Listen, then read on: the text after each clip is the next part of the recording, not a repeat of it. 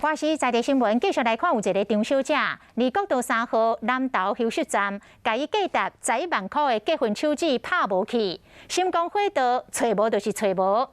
真感谢国道警察调监视器，原来是去互另外一个先生捡到，最后总算找回这卡结婚手指。张小姐真感动。看一下是不是？看一下。对了哈。对了哈。 这卡结婚手指已经3年啊，胖钱佫找到，这张小姐欢喜甲强要哭出来。麻烦你了，你刚刚讲11万的哦，我想说哇，这个他上面有赚的，这个没找到，可能就是那个。我真的太感谢没有那个，我跟你讲这种。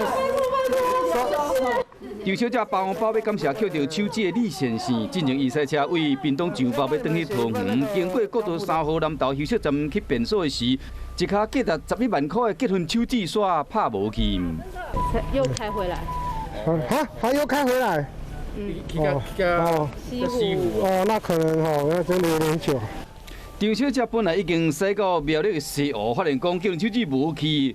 佫石头倒来南投找，因为这对来讲意义重大。当时已经暗时7点啊，警方拿手电啊，伫河中伫甲倒找。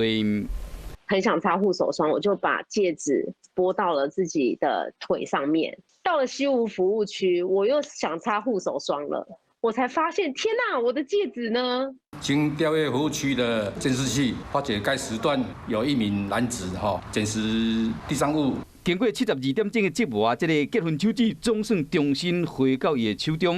张小姐感谢国道警方协助，嘛会感受到人间的温暖。